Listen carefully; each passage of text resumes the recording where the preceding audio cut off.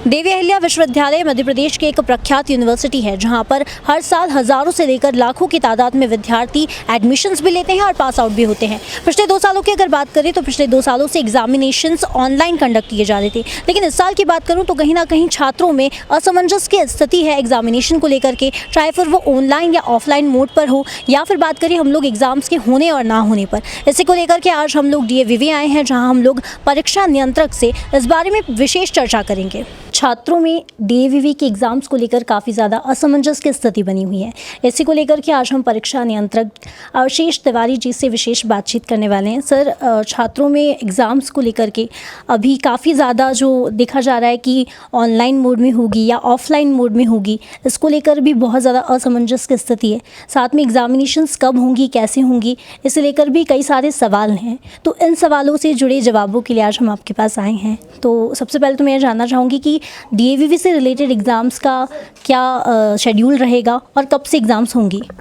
अभी जो हमारा नवंबर दिसंबर में जो शेड्यूल था हमारा एग्जामिनेशंस का, उसमें हम लोगों ने PG के जितने भी 8 सेमेस्टर है, फर्स्ट एंड थर्ड सेमेस्टर के एग्जामिनेशंस और UG प्रोफेशनल एग्जामिनेशंस जो होते हैं उसमें थर्ड एंड फिफ्थ सेमेस्टर के एग्जामिनेशंस का टाइम टेबल डिक्लेयर करा था।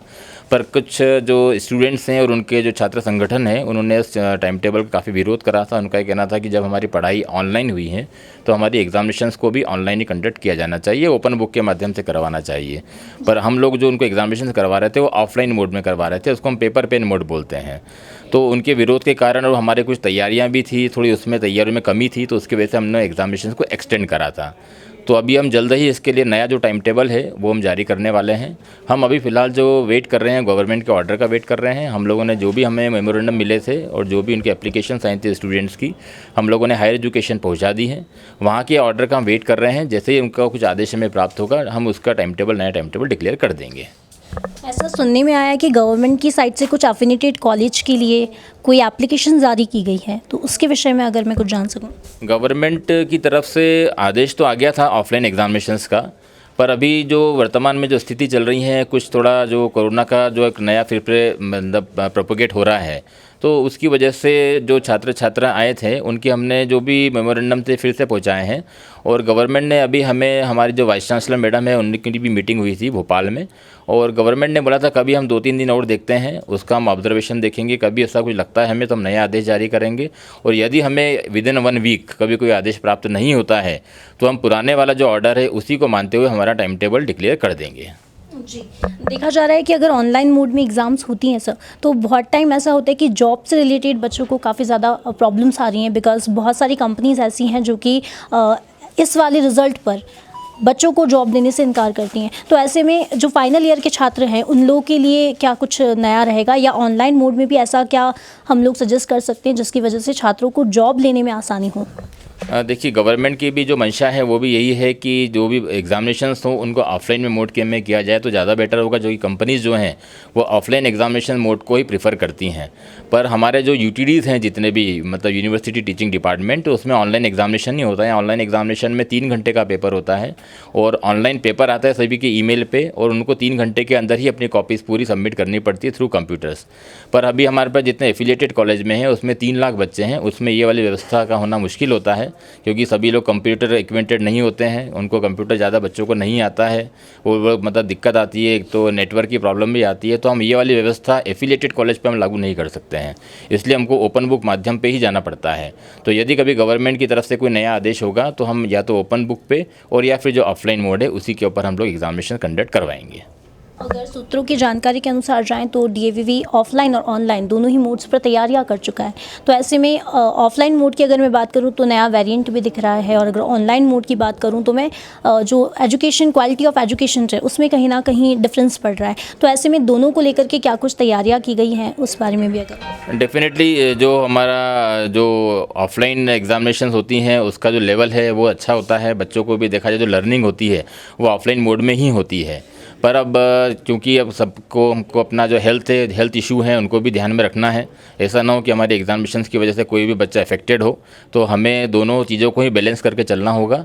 तो हम लोग हेल्थ प्लस एजुकेशन दोनों को बैलेंस करते हुए कोई फार्मूला कभी कोई गवर्नमेंट जारी करती है तो हम उस फार्मूले को अडॉप्ट करेंगे। अदरवाइज़ हमारा जो प्लान जो ये अभी तक फ़िलहाल ये है कि फर्स्ट वीक ऑफ जनवरी में हम लोग नया टाइम टेबल ऑफलाइन मोड का जारी करेंगे और एक्सपेक्टेड है कि हमारी जो एग्जामिनेशन है वो हमारी 15 ऑफ जनवरी के बाद में स्टार्ट हो सकती है ऑफलाइन मोड में। और यदि कोई नया हमें आदेश प्राप्त होगा तो हम उसी आदेश के अकॉर्डिंगली एग्जामिनेशन कंडक्ट करवाएंगे।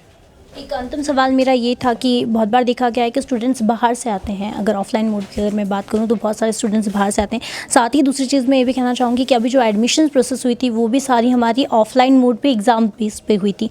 तो इसी तरह से कुछ जो सेमेस्टर बेसिस भी हैं, तो इस तरह से बच्चे जो हैं वो आधे कहीं ना कहीं बढ़ चुके हैं। तो अगर किन्हीं स्टूडेंट्स की ऑनलाइन और किसी की ऑफलाइन इस तरह से एग्जामिनेशन होती है तो कहीं ना कहीं स्टूडेंट्स में भी इसको लेकर नाराज़गी ज़रूर होगी।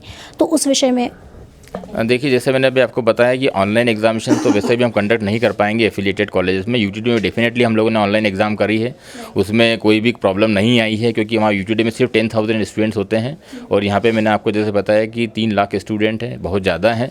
तो ऐसे आधे मोड पे तो हम एग्जामिनेशन कंडक्ट नहीं करवा पाएंगे। या तो एग्जामिनेशन पूरी ऑफलाइन ही होगी और या फिर कभी कोई नया आदेश आता है ओपन बुक के संबंध में, जो नया वेरिएंट आ रहा है, तो कभी उसके आदेश होगा तो 100% या तो ओपन बुक होगी और या फिर 100% ऑफलाइन मोड में ही एग्जामिनेशन होगी। 50% में एग्जामिनेशन कंडक्ट करना यूनिवर्सिटी के लिए पॉसिबल नहीं हो पाता है इसके अंदर। अगर ऑफलाइन मोड्स में एग्ज़ाम होती है तो क्या तैयारियां रहेंगी इस बारे में अगर कुछ? ऑफलाइन एग्जामिनेशन के लिए हमारी पूरी तरह तैयारी है। हमारे पास में तकरीबन 150 हम लोगों ने सेंटर्स बनाए हैं और गवर्नमेंट के आदेश थे कि इस बार जो सेंटर्स पे जो स्टूडेंट्स की संख्या है वो 50% रखना है हमें, तो हमने उसी के अकॉर्डिंगली सेंटर बनाए हैं। हमारे पास पहले 120 सेंटर्स हुआ करते थे, अब हमने 150 सेंटर्स बना दिए हैं, नए इंक्रीज़ कर रहे हैं, तकरीबन 25% सेंटर इंक्रीज़ कर रहे हैं। और दूसरा हम बोले हैं कि हमने टाइम टेबल हैं वो हमारे पास बिल्कुल रेडी है।